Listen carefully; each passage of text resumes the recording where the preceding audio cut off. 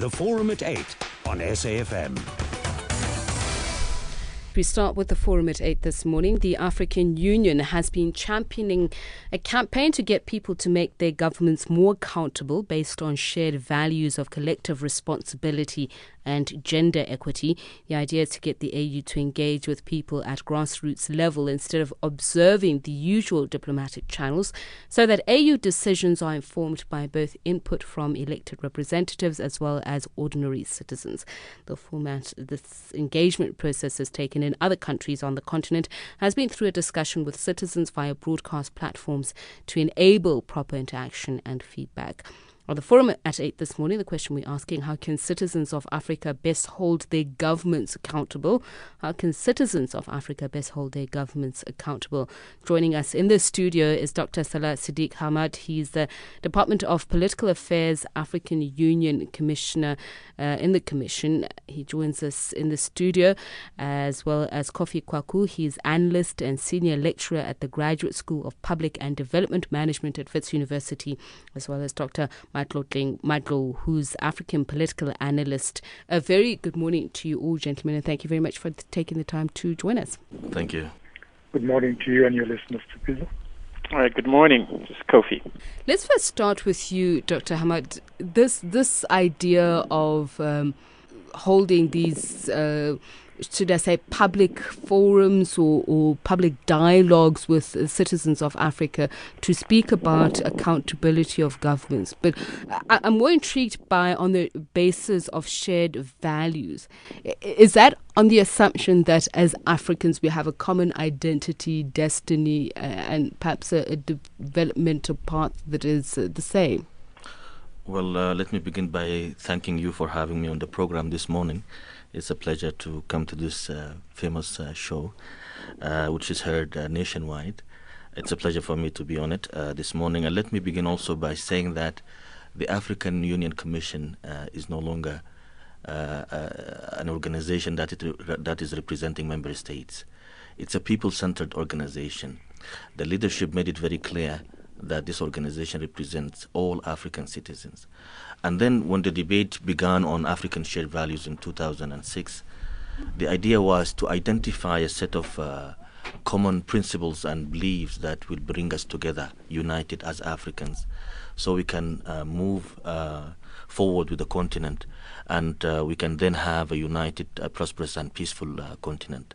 So that is in fact the objective of having this kind of interaction, moments and meetings with the African citizens, so we can really make them aware of those African shared values. So what is the feedback that you've been getting from the various countries that you've visited with this campaign? Is there a sense of shared values? And I go back to the issue of common identity, because somehow I believe that there must be that common thread if you're going to approach it from that perspective, that the peoples of Africa can hold their governments accountable based on shared values and principles. Well, let's just look quickly at what shared values means and what kind of set values we have on our table. If you look at the shared values that have been identified and agreed on, they are in fact common beliefs and principles that are supposed to encourage the African citizens to engage more and more in their daily lives, affairs, including, of course, holding their governments in many ways, in fact, also. So therefore, from that point of view, I do believe that the African Union Commission have taken now the dialogue from the corridors of the African Union Commissions to the streets of Africa. And this is now the fifth dialogue for me. We have been through four more previously in 4 African cities. And from the interaction I have been through, I really came to realize that we as Africans, we have a lot to bring us together, a lot to unite us and to really make us one. Is it positive or negative? Because depending on where you sit, the view would be Africans have a lot to bring them together because of the negatives. Well, the negatives and the positives can play a role in this issue. Let's say that with our diversities, we can be stronger and we can be better united. Unity in diversity. So yes, we are diverse. We are about 1 billion people in Africa, and there are so many things that really can differ from country to another. But what really brings us together is more than also could be thought of. So our unity, or the foundation for an African unity, is there for sure, and that is also could be a foundation for an African identity. Mm-hmm. Kofi Kwaku, then let me come to you and say there's a sense that the emerging global consensus is that it's important for an open and responsive government, but that transparency lies at the heart of that. And because there's been a move towards the adoption of constitutional principles and ethos on the African continent, that we are seeing more and more accountable governments and not despotic administrations. Your view on that? Yes, indeed. I have to say I praise this initiative, but there's a big but to it. Mm-hmm. The idea that we're going to have a shared value conversation, I think it's not of my interest, nor would be in the interest of a lot of Africans who've been very impatient to see that our leaders really are held accountable to what they promise people to deliver. Now, you want dialogues with a purpose so that people just don't talk about it. I mean, there have been 5 dialogue series or conversation group. What has it led to? So we need to figure out what, and then the most important is, what are those shared values? Let's identify them. There are 2 things that usually are key for me. The sense of place, which means we all on the same continent. That's the geography. And then the second one is the sense of belonging, the sense of identity. Now, we know there's a great deal of fragmentation across the African continent. So where are these values? I mean, the idea of gender equity, governance issues, they're very, very vague out there. I mean, how do we put our hands concretely on making those things happen? So to conclude, the public diplomacy of the African Union, at least that initiative of shared value is okay, but it still has to show some teeth. But the African Union itself, if we look back at its predecessor, the OAU, and now it morphing into the AU, the criticism against it is that it has been unable to live out its mandate beyond the issue of unity, but just resolving the problems that face African governments. Is it up to the task of undertaking, although, as you say, laudable campaign, but it's rather an ambitious one? It is a huge one. It hasn't managed to do it. I mean, if after 50 years we're talking about shared values, when are we going to get the whole union to realize, at least the leaders who are running the union, that shared values are part of it, but it's not enough? That the conversation need to go on, but we need to see some concrete things, as, for example, getting people to be in peace, of course. But we have to say the past 10 years or 15 years have been quite successful in the economics. The key point is about economics governance. Unless that is sorted out, the whole political debate is not going to go anywhere. Okay, we'll get back to that in just a moment. But let me bring Dr. Madlo into this conversation. We're talking about the African Union itself, but the instruments of ensuring accountability, the institutions, do they firstly exist within governments across the African continent, but also for the African Union?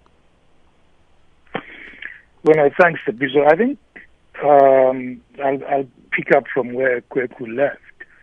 Of course, the African Union is an intergovernmental organization. Yes, we hear it is seeking to bring African people into it more than before. And here, a comparison with the EU would be important in terms of the way the EU, with regards to its structures, it very much involves the European people, even though now with the Euro crisis and others, we can see divisions between the people and their governments and then capital in the main. But having said that, it has very strong institutions and people, strong institutions first at the national level, because I think that is where it is most important. The EU or the AU are intergovernmental organizations and a bit of a distance from the ordinary people. So you need strong structures at the national level. That's number one.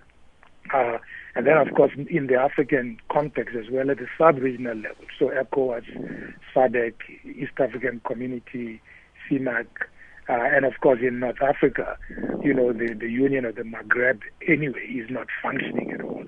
So I think you need to take those issues into account. And, certainly in the past, people used to complain that, the OAU and the AU left so-called strong states and did not deal decisively with them. At least with the case of Egypt, with the recent military coup, it has been suspended, which is a good sign in regards to that. Now, I would want to argue that, the AU, because of its financial, impediments, members not paying dues on time, great reliance on donor countries outside and so on and so forth. To a certain extent, people have then said some of these agendas are not necessarily African agendas in the main, so that even this program of shared values itself, we are told has been paid for, driven by a donor. I think if I'm not wrong, it was GTZ or something like that, or GIZ. So these would just be some of the issues that Africans would raise. If, as Kweku says, there's been a huge economic, upswing on the African continent, why can't we rely on our own resources for some of these programs? So for me, laudable as it might be, I don't think enough dialogues are taking place within the countries themselves. South Africa, as an example, look at the amount of service delivery protests we've had in this country, issues around corruption and so on and so on. And just to conclude, to say that in 2011, the AU Charter on Democracy, Elections and Governance came into being. But when you read that charter and you look at what is happening on the ground, there is a big variance. And I'll give you a chance to answer Dr. Hammad in just a moment, but also take calls 0891 104 208. Eddie in Cape Town, you want to talk about AU failures as you see them. Good morning, Professor. Good morning. Look, for me, the problem with the AU, as the other gentleman, I think was Kwaku, said earlier on, there is this wishy-washy stuff that they're talking about, the shared values, and this. We must see them having some kind of teeth, in terms of really sorting out Africa's issues. But I think their problem starts from what you say, democracy by any other name. Today, if you look at Africa, for example, in terms of the leaders that make up that AU team, most of them are dictators, I'm sorry to say. You look at Cameroon, Paul Biya has been there for how long? You look at Guinea, you look at this guy, what's his name, in Burundi. You look at Mugabe, you look at all these people, they're all dictators, they all old, they've recycled. Actually, one person put it this way in episode one time when they asked them, what has the AU achieved? He said, we managed to take out the O and we only left with two letters. I think that's what they managed to do, I'm sorry to say. Okay. Otherwise, there isn't really anything. Like, the Americans had to come to Libya because the AU didn't do anything there, So I don't think we can talk about any successes here. Eddie, thanks. Eddie in Cape Town, 0891 104 208. You're welcome to give us a call on this number. The question we're asking is, how can the peoples of Africa hold their governments accountable